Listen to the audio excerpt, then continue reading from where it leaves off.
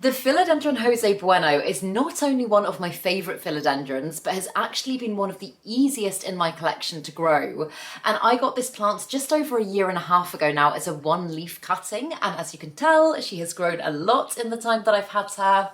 So today I thought I would take you through some tips and tricks, some things that I found to be really useful for this plant, some do's, some don'ts, some things the plant really likes, and essentially just how to get the most out of growing this plant. But first, if you're new here, hi, my name's Claire and this is Yoli. I make videos all about houseplant care, sharing tips and tricks I've learnt over the years to help keep your plants happy and healthy. And yeah, I'm going to be taking you through everything I've done to grow mine into the beauty that she is today. So I hope you enjoy it and I hope you find it useful. Let's get into it.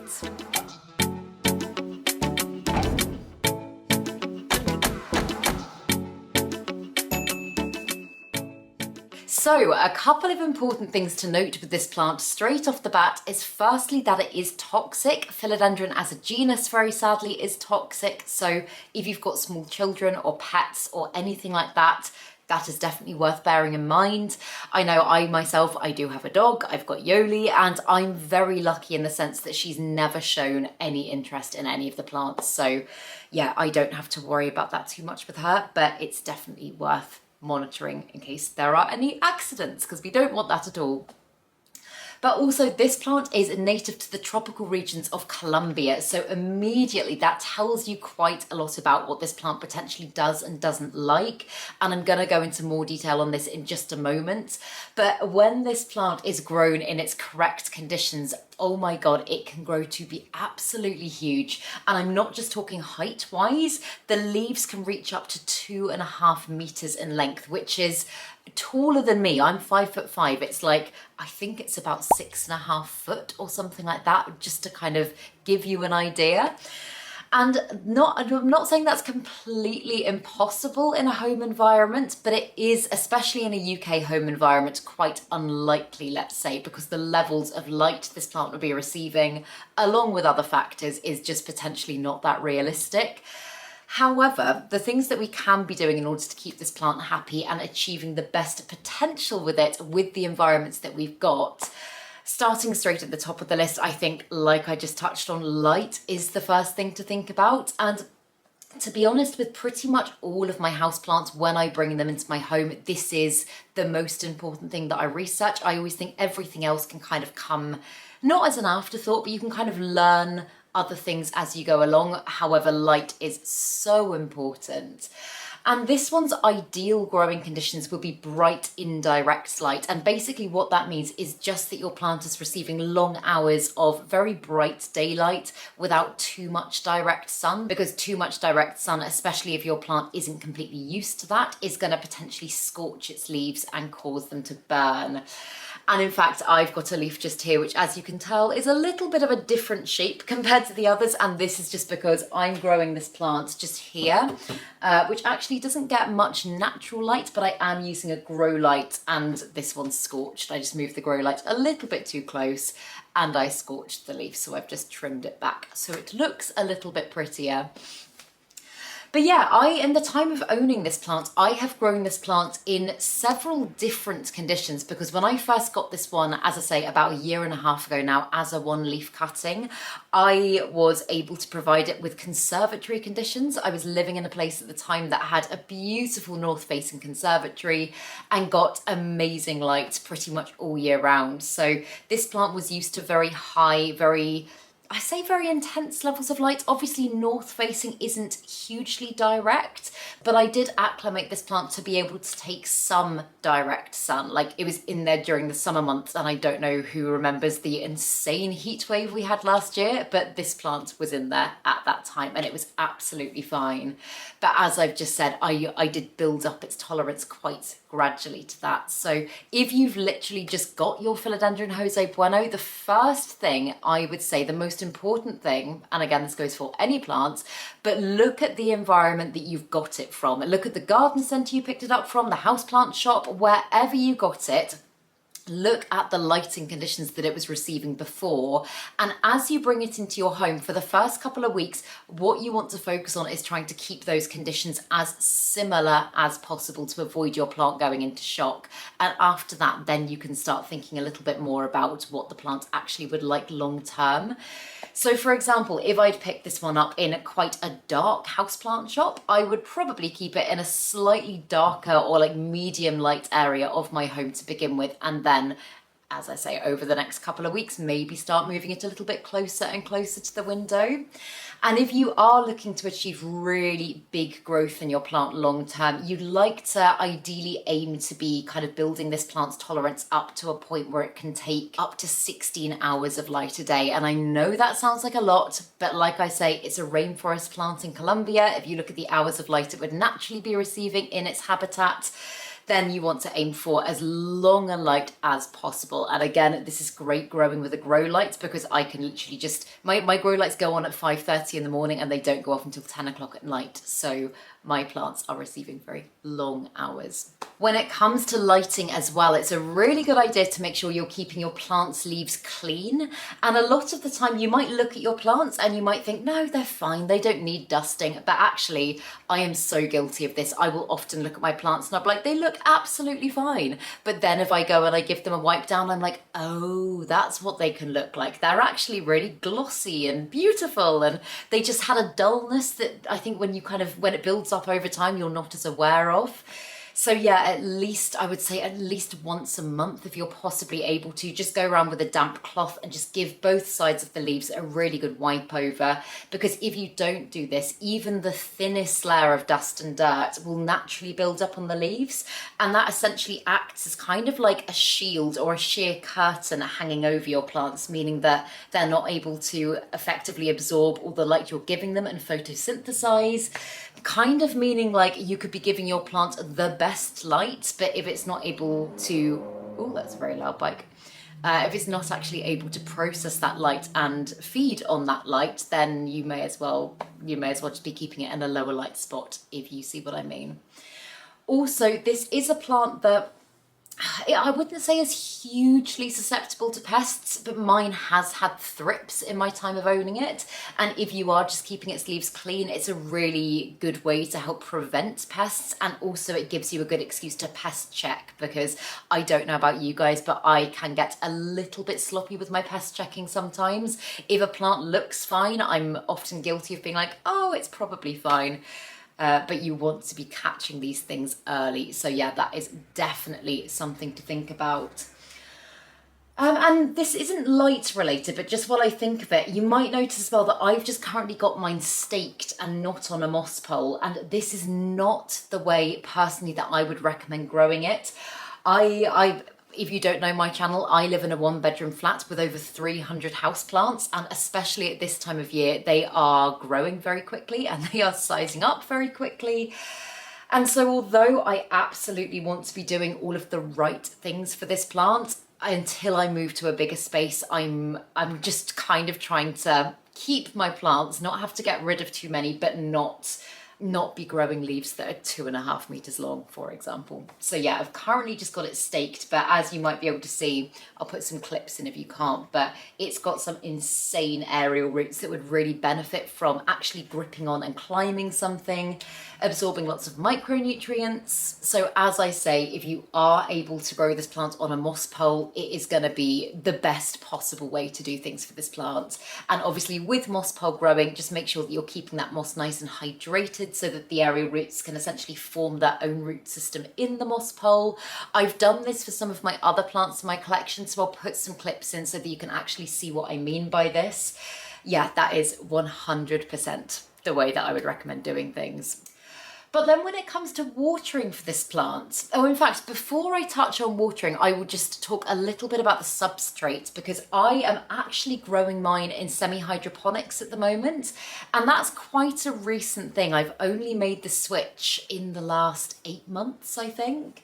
Before that, I was just growing it in a very chunky mix with lots of worm castings, horticultural charcoal, orchid bark, perlite, all the good stuff. I was just using a Soil Ninja philodendron mix with lots of that mixed in, and the plant was happy. And I started getting a little bit obsessed with semi-hydroponic growing for certain types of plants such as alocasia, and I just started playing about with it for different plants within different genuses.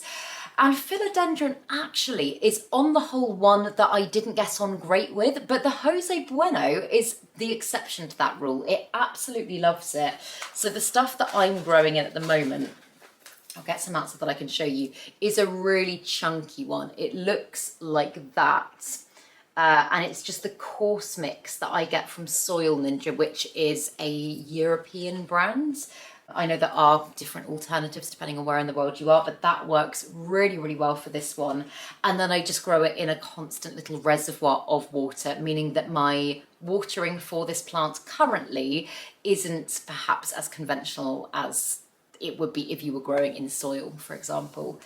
But it's quite rare nowadays that you buy plants ready in semi-hydro. Most of them will come in a soil mix. So assuming you are working with a soil mix, I would personally say wait for this plant to dry out to about 90% before you go ahead and water it again, because although it is a very easy plant on the whole to care for, it is one that can be quite susceptible to root rot, and root rot commonly occurs when you are overwatering your plants. And I know it's so easy to hear overwatering and just think, oh, well, how do I know how much water to give my plant then? I don't want to give it too much. And it doesn't actually mean giving it too much in one sitting. It basically just means watering your plant too frequently when your plant isn't ready for a drink yet. So again, I say with all of my plants, none of them have a watering schedule. I never schedule my watering. I will just go around, I'm just going to lift this one up because it's easier to show you. I will just stick my finger down into the soil, and this one here, this is an anthurium, I can feel is quite dry at the moment. And if you just look at my finger, you can see that that soil is just kind of brushing off my finger.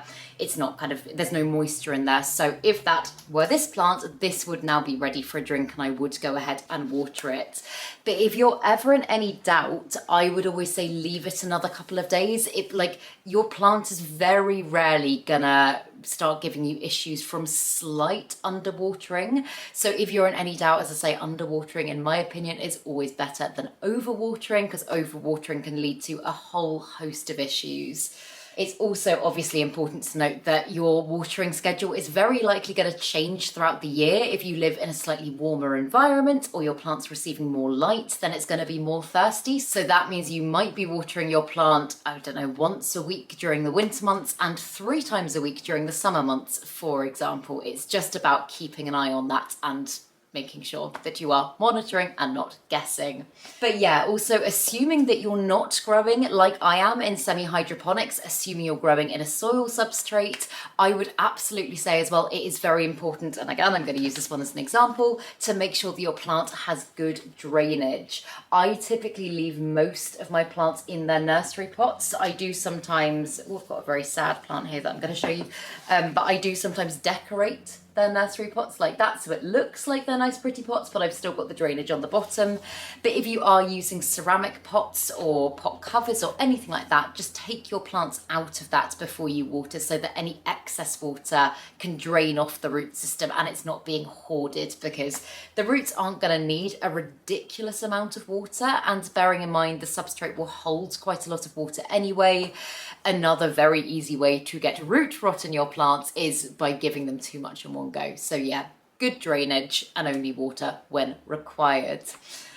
And this is a plant that I haven't found requires any specific, special kinds of water. Some types of plant, for example, calatheas, can be quite sensitive to the chemicals and minerals in tap water. Carnivorous plants as well are ones that prefer rainwater, distilled water.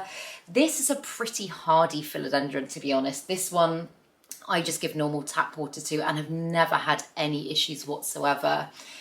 And in fact, all round, I would say this is just a pretty hardy philodendron. I think once it's happy in your home environment and once you've got an idea of what it likes and what it doesn't like, it's one that, for me, has been so low maintenance. As I've already said, I've grown it in different lighting conditions and it's adapted really well.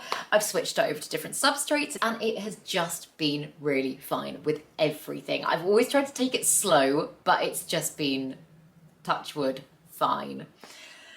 But then the next thing to think about is fertilizing. And I have said this in my other videos, so I do apologize if I'm repeating myself, but I used to be only fertilize over the growing season kind of person. And now I fertilize my plants pretty much all year round, so long as they are actively growing. And this one here, as you can see, has just given me, or is actually, this is only unfurled today, has just given me this beautiful new leaf, and I can see it's already starting to bulge with another. So this one is definitely still growing. And so I'm fertilizing it every single time I fill up its reservoir, or every single time I water. And when you're using semi-hydro, it's important to just check that the fertilizer that you are using is compatible with that. You can get specific fertilizers for semi-hydroponic growing. The one that I use and the one I bang on about all the time is called Liquid Gold Leaf. I will link it down in the description box below, but that one is compatible with pretty much all substrates. It's compatible with soil and semi-hydro, so I kind of kill lots of birds with one stone, and I just use it for all of my plants. But yeah, I will just dilute it ever so slightly more when I'm filling up my semi-hydroponic plants reservoirs, as opposed to when I'm just going around and doing my plants in soil.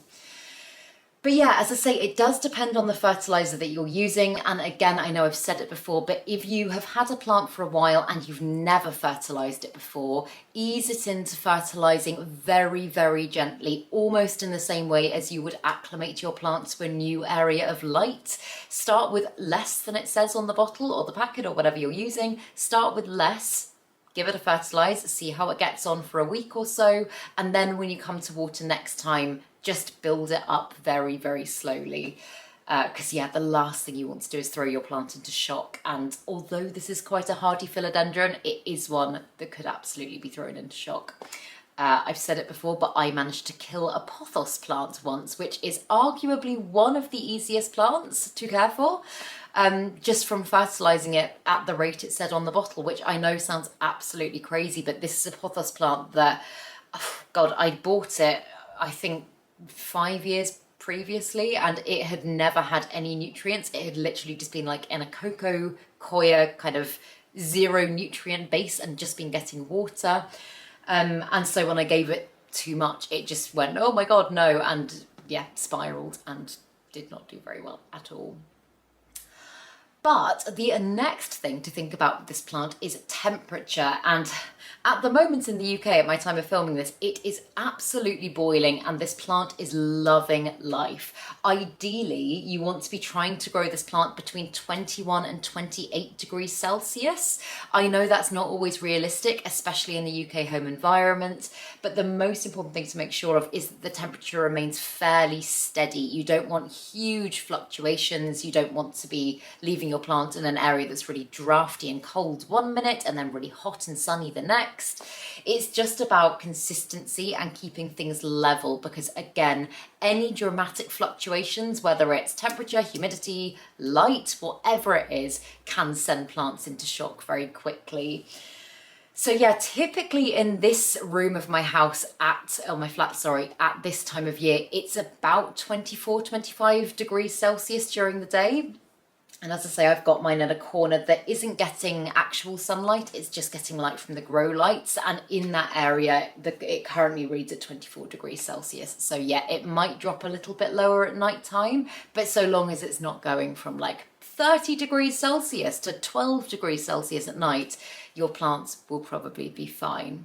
And then humidity is something also to think about, because obviously, as I've said, this one is native to tropical areas of Colombia. It is a plant that enjoys very high levels of humidity, and I wouldn't worry about it being too high for this plant, to be honest. I think the higher you can keep it, the better. I mean, this one would grow happily in 100% humidity if I could provide it in my home.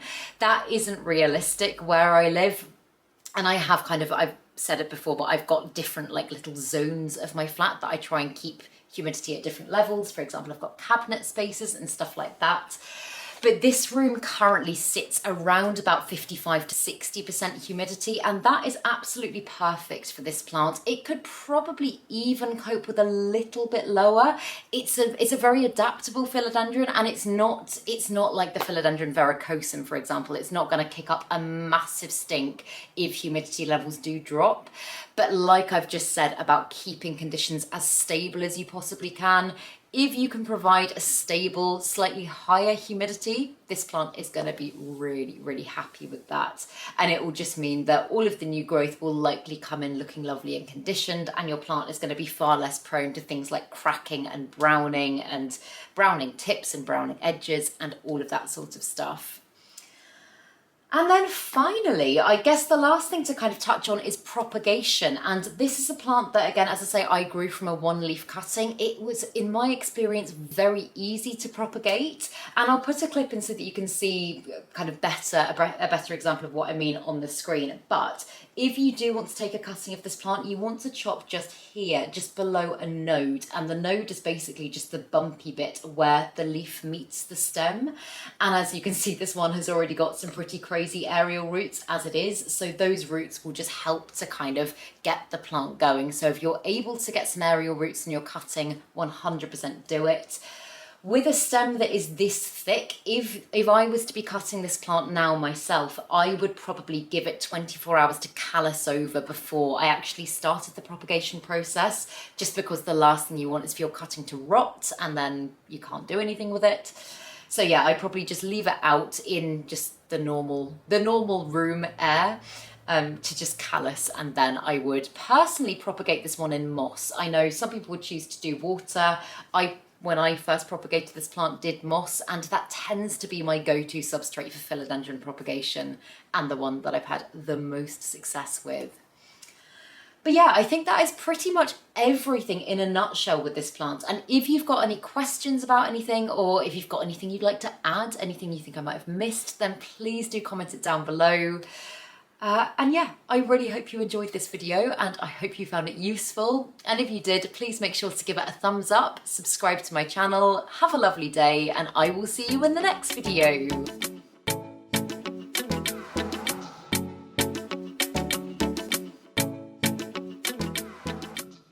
Stay sexy, plant lovers.